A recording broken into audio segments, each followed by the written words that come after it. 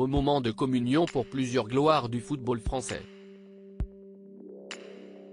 Organisé par Jean-Claude Darmon et la maire de Saint-Tropez Sylvie Siri, d'anciens joueurs de l'équipe de France, à l'image de Luis Fernandez, se sont retrouvés pour une inauguration à Saint-Tropez.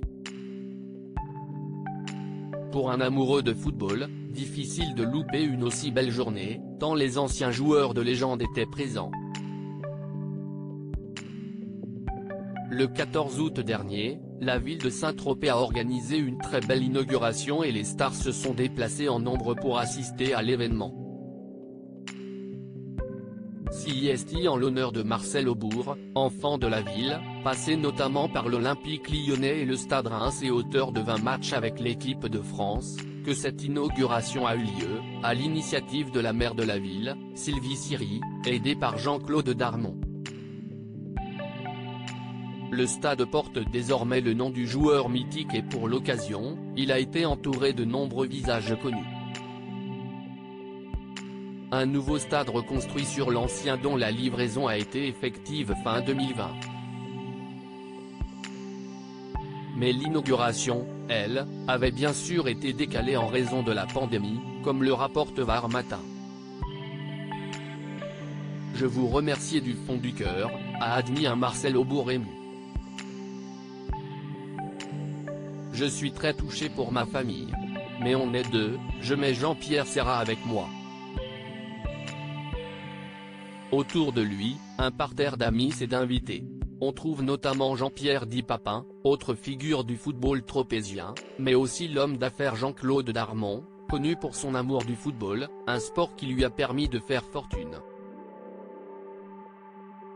Marcel est quelqu'un qui ne se prenait pas au sérieux, confie l'homme d'affaires. Un véritable artiste qui donnait l'image d'un sportif de haut niveau à Saint-Tropez. Sur place, il a notamment pu croiser l'un des chroniqueurs les plus populaires de Touche pas à mon poste, le célèbre Bernard Montiel, qui profite de la fin de ses vacances avant de retrouver la bande de Cyril Hanouna. Mais que serait une inauguration de ce genre sans la présence d'anciennes gloires du football? Sous le soleil de la Côte d'Azur, on a notamment pu voir Luis Fernandez, légende du Paris Saint-Germain et des Bleus, qui a pu retrouver un gardien de but qu'il connaît bien, Bernard Lama. Toutes les photos sont à retrouver dans le diaporama. Les légendes marseillaises ne sont pas en reste puisque Basile Boli a fait le déplacement pour ce moment fort en émotion.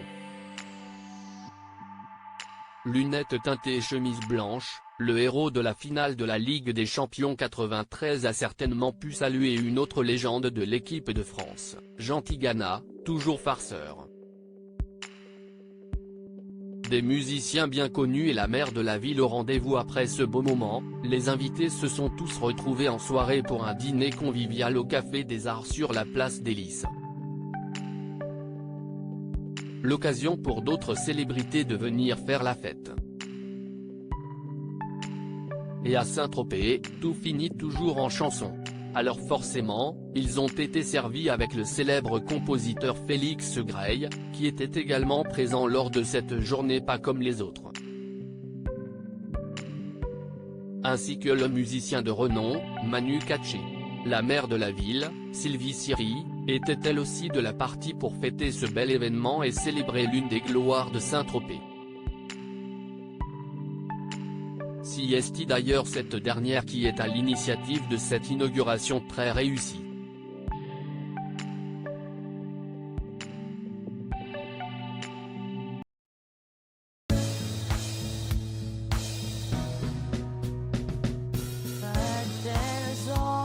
Sometimes through the rough times I think you got